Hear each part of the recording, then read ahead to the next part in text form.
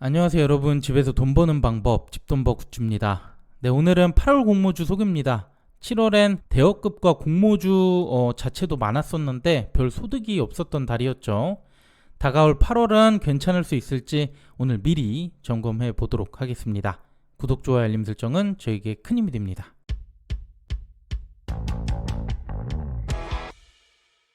네, 전체 일정인데요. 8월에도 공모주 이렇게 많습니다. 근데 이제 많아도 딱히 기대가 안 되는 상황이 됐는데, 그래도 8월은 좋은 결과 기대해 보고요. 1주차에 2곳, 그리고 2주차는 가장 집중이 됐네요. 총 5개로 일정이 타이트합니다. 지금까지 경험상 이 중에 몇 개는 일정이 밀리지 않을까 예상을 하고요. 그 다음 3주차도 주말 낀 곳까지 총 4개로 많고, 4주차는 2개가 있습니다. 사업으로 보면 소프트웨어 쪽이나 반도체도 하나 있고요. 건설 로봇과 엔터테인먼트, 이번 달도 다양한 업종들이 상장합니다. 자, 그럼 주차별로 간단하게 확인해 보겠습니다. 먼저 1주차를 보면 이번 주 목요일부터 2곳 이렇게 겹쳐서 청약이 있고요. 뱅크웨어 글로벌과 스펙주가 되겠고, 환불은 주말 껴서 4일 소요됩니다. 뱅크웨어 글로벌은 은행, 카드사, 핀테크 업체 등 금융 관련 기업들의 소프트웨어를 제공하는데요. 이와 유사한 곳들이 몇 개 상장했었는데 성과가 그리 좋지는 못했죠. 이번에도 큰 기대까지는 어려워 보이고요. 공모금액 266억, 시총 1900억 정도 사이즈입니다. 단 유통금액도 686억으로 많다는 거 주의가 필요하고요. 스펙은 100억 이상 모집인데 교보는 그래도 꽤 수익률이 높았거든요. 두 곳의 증거금 분산될 거라고 예상됩니다. 그리고 교보증권은 계좌 없는 분들 31일 내일까지는 개설해야지 가능합니다. 그 다음 2주차 5개로 가장 많다고 했죠. 월요일부터 수요 예측이 나오고 유라클이 가장 먼저 청약을 진행합니다. 그 다음 2곳이 청약이 겹쳤고 또 하루 겹쳐서 2곳이 진행됩니다. 유라클 청약하면 해당 자금으로 마지막 2곳에 다시 활용 가능하고요. 유라클 제외 나머지 4곳은 환불 4일 소요됩니다. 먼저 유라클은 모바일 앱을 개발하는 업체인데요. 주요 고객사가 현대자동차, LG, SK 등 대기업의 그룹들 위주이기 때문에 기술력은 확실하다고 볼 수 있겠네요. 아이언 디바이스는 스마트 오디오 앰프 칩을 만드는 기업입니다. 반도체 쪽 오랜만인데요. 요즘은 AI 반도체 관련 기업이 아니라면 여전히 큰 기대를 하기는 어려워 보이죠. 또 넥스트 바이오 메디컬은 내시경용 지혈제 및 치료제를 만드는 바이오 업체고요. 전진건설 로봇은 콘크리트 펌프카가 주요 제품인데 여기엔 국내 및 북미 마켓 사이즈 1위 업체라고 합니다. 저는 8월 중 가장 기대가 되는 곳으로 보고 있고요. 그 외 건설용 로봇도 만들고 있어서 향후 성장성 기대가 됩니다.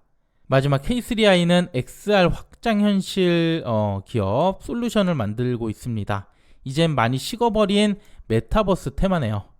그래서 저는 전진건설 로봇 외에는 딱히 사업상 큰 메리트를 찾진 못했고요. 그 외 규모를 보면 역시 전진건설 로봇이 거의 500억으로 가장 많이 배정합니다. 그리고 유통금액으로는 아이언 디바이스가 200억대 가볍고 기존 주주도 적어요. 또 역시 전진건설 로봇도 가벼운 편이고요. 다만 여긴 구주 매출이 100%라는 게 우려가 되는데 50%는 결국 회사의 재투자로 들어간다고 하니까 나쁘진 않아 보입니다. 그리고 유라클도 구주 매출이 높으니까 주의하시고요. 넥스트바이오 메디컬은 유통금액이 1000억을 초과합니다. 가장 조심해야 될 필요가 있겠네요. 그 다음 3주차는 4개 청약입니다. 모두 기업 공모주고요. 4곳 모두 겹쳤다는 게 이렇게 가장 아쉽네요. 여기도 일정 연기 가능성이 있어 보이고 또 광복절이 이렇게 껴 있어서 뒤에 2개는 환불이 3일 소요됩니다. 우선 TDS팜은 경피 약물 전달 시스템을 만듭니다. 약물을 피부를 통해 전달하기 때문에 기존 방식보다 효과적인 기술이고요. M83은 시각 특수효과 전문 스튜디오, 오랜만에 엔터 사업이고 그래도 꾸준한 수익률 줬던 업종이라 기대가 됩니다. 마지막 이엔셀은 역시 바이오 업체, 세포 및 유전자 치료제를 개발합니다. 업종으로만 놓고 보면 그래도 M83이 좋아 보였고요.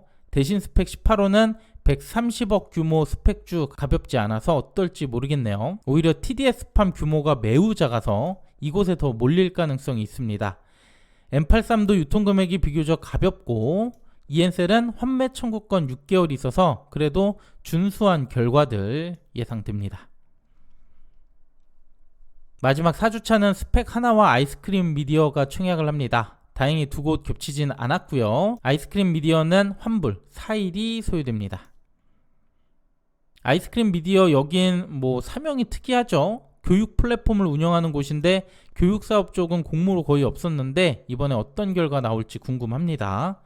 규모는 키움이 60억으로 가벼워서 상장도 단독이라면 꽤 기대가 되고요. 아이스크림 미디어는 8월 중 규모가 가장 크네요. 반면 유통금액도 거의 2천억으로 많고 기존 주주가 절반이나 돼서 배정이 많아도 역시 주의가 필요합니다.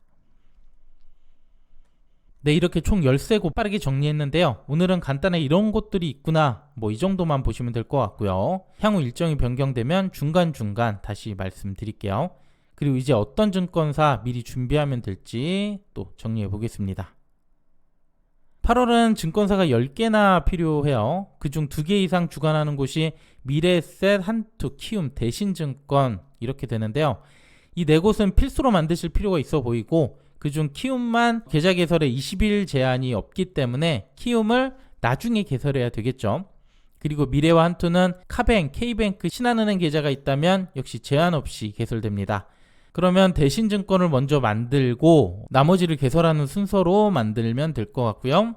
그리고 신영, 유진, 교보는 비교적 계좌가 적은 곳이죠. 청약을 자주 하지 않았다면 없을 수 있는데 신한은행 제휴가 아니라면 제휴도 딱히 없습니다. 위에 나머지 계좌 개설에 문제가 없으시다면 우선적으로 이들부터 만드는 게 필요할 것 같네요. 특히 신영은 4영업일 전 개설해야 돼서 8월 6일 오후 5시까지 만드셔야 됩니다. 그 외 나머지는 화면으로 참고해 주시고요. 혹시 내용 중 잘못됐거나 빠진 게 있다면 댓글로 내용 부탁드릴게요. 네, 오늘 8월 일정 정리했는데요. 6월, 7월 실망이 계속되고 있는데 이러면서 계좌나 증거금 참여도 많이 줄고 있습니다. 다만 수요 측은 계속 좋기 때문에 8월은 조금 더 변별력 있는 시장 변화가 필요해 보입니다. 부디 8월은 좋은 결과 나오길 바라고 앞서 소개해드린 공모주들은 청약 전에 하나씩 또 짚어드릴게요. 네, 오늘 내용도 괜찮았다면 구독, 좋아요, 알림 설정 부탁드립니다. 감사합니다.